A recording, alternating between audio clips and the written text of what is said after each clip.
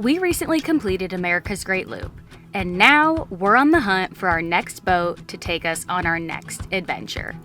What's the adventure, you might ask? Well, it depends on where we find our next boat. We could circle the Down East Loop, a 2,400-mile loop around New England and the Canadian Maritimes. We've considered navigating the Big U, a journey from Alaska down through the Panama Canal and up to Maine. Or we could find ourselves exploring the Caribbean island chain. No matter what we end up deciding on, we know it requires an upgrade from our 1985 Marine Trader Europa that we just finished the loop on. We're searching for a trawler that can take us on multi-day ocean passages with hydraulic stabilizers, a raised pilot house, and a single engine, just to name a few. So begins our boat search, and we're taking you along for all of the tours.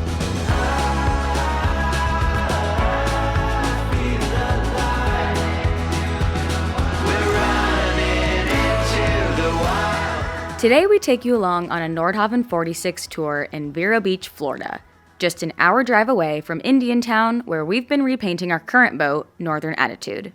The 46 is a model we've been eager to get on, considering the age range of these models are within our budget and completely capable of circumnavigating the world if one wished to do so. Nova Jornada is a 1992 Nordhavn 46 on the market for under $300,000. Something you don't see all too often when it comes to the Nordhavn name. As you enter from the stern, the first thing we noticed was how roomy the salon felt due to the 15.5-foot beam. This is really not important at all, but one of Evan's wants in our next boat is room for reclining chairs like you see here.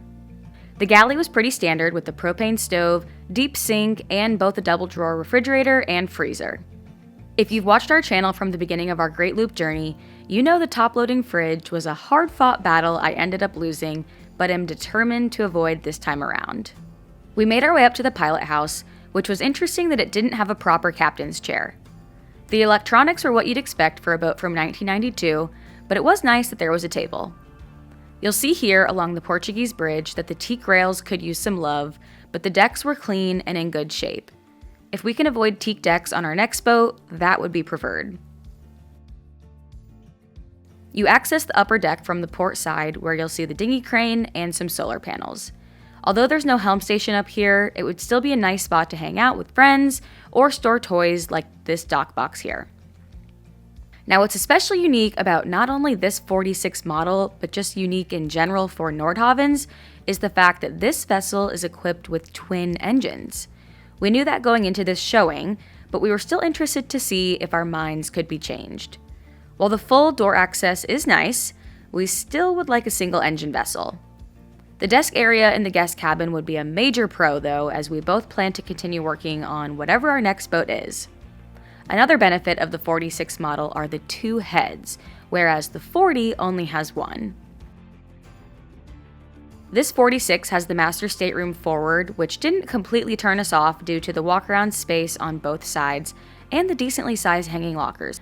Now that we've briefly walked you through Nova Jornada, let's discuss some of our thoughts. Okay, we have come to the best part of every boat tour, and that is reflecting on what we saw. People might beg to differ. The best part is usually seeing the boat. Well, seeing the boat's obviously exciting, but the most important part is What we thought thinking about it. about what you saw, what could be fixed, what doesn't need fixed, what's important to continue down the buying path. Yep. And We're doing this in a beautiful spot. Washington at our Airbnb. We are here for the Anacortes Trawler Fest, so more content on that to come. But today we're talking about the Nordhavn 46 that we saw in Vero Beach. And what's really cool about this one is that this is a Nordhavn listed for under $300,000. Yeah. Which is pretty incredible. The price was what, $299? $299 is what they're asking, yep.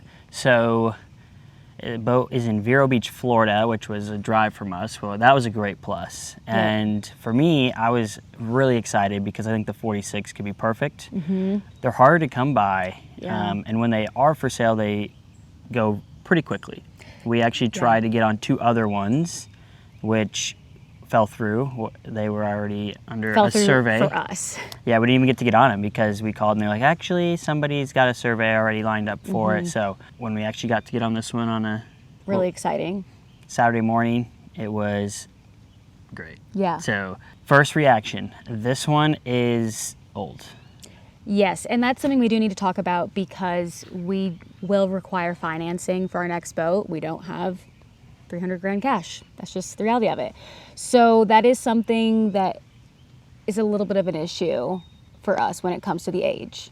Yeah, age will be important for now and for resale if we're looking even further into the future. Obviously, age hasn't scared us. Our current boat is 86, which is much older than this boat. But in terms of blue water cruising, what the mission is next, I think it was probably on the older side. This was hull number 4 of Nordhavn 46, and that's a baby. That is a baby model. So they were definitely getting some of the kinks out. That being said, very capable boat. Yeah. The And for the age, you know, taken really well care of too. Yeah, I've no like hang-ups on any of that part of the boat. The big parts that we can't change. This is a twin screw boat. Those who have watched our channel for a while know I like single screw boats. Yeah. I think this one, there's very few 46s that have twins, and yeah, that's the biggest turnoff for me. And we knew that going into it, but we still wanted to see if that would continue to be a deal breaker for us or not. I would say we still prefer the single. Yeah, we really were trying it on for size. I think this model, the inside space, the livability, the layout, the seakeeping ability, the Portuguese bridge. I mean, it has everything you could ever want. Right. Which is why I think so many of these models are highly sought after. But yeah, it was a cramped engine room because of it. Because of the twins, yeah. And they're not protected. Any of your running gear is not protected. It's on either side of the keel. So those are definitely the big ones that stand out. We have been talking about how we would love to have a midship master, and there are some Nordhavn 46s out there with that layout. This one had the main cabin in the V. And honestly, what surprised us was that it didn't really bother us. Yeah, no, I don't think that's a deal breaker for us moving forward. But then that brings up the question, which, spoiler alert, we will be showing a Nordhavn 40 that we got on. And so one of the things we've talked about is, well, if we had the opportunity to have a Nordhavn 46 and a Nordhavn 40, both with the main cabins forward, we'd maybe lean towards a 40 just because when it comes to dockage and mooring and things like that, the water line is pretty close for both of these boats. So then it brings up the conversation of, do you just go the 40? Yeah, exactly. I think if you did a 46, you'd have to get, I think it's called the Plan B layout, where the master is in the mid, which we haven't been on one yet. The 43, which is the newest boat of them all, does offer that, and I love that. It's just all those are out of our price range. At this time, we're not going to be looking at that size. So the 46, though, is such a sick looking boat in terms of the lines, like how the stern wraps around. Kind of has the Katie Krogan stern vibes. Everybody talks about a Katie Krogan in a following sea, and we really felt that it had that similar look. Right. Which was cool. The salon area, huge, you know, comfortable. Chairs. There were chairs, which I am absolutely going to have on the next boat. Yep, Evan wants... At least one. Evan wants the dinette section, but then on the other side, he wants there to be some sort of reclining chair. Yes. I've been in several boats with them, and it, especially living full-time on it, it's going to make a big difference. Yeah, it makes it feel homey. So, what about stabilization? It has hydraulic stabilization, so that was a win. Yep. Some of the 46s have paravanes as well, so you get passive and active fin. But yeah, this one had hydraulic, which was fine. Yep. With the hydraulic comes more questions of maintenance and service. When was the last time the seals were replaced and all of that, you know, hydraulic hoses, and there's a lot more to it. Yeah. So yeah, I'd say we really enjoyed the 46. Are not ruling out any of the sister ships, but this one we wouldn't. This one in particular. I would only offer enough to be comfortable spending 6 months on the hard. Probably it needed a lot of you just love. So Yeah, I mean, and there was still like the wood rail caps and Which is everything, pretty. and we like the wood look.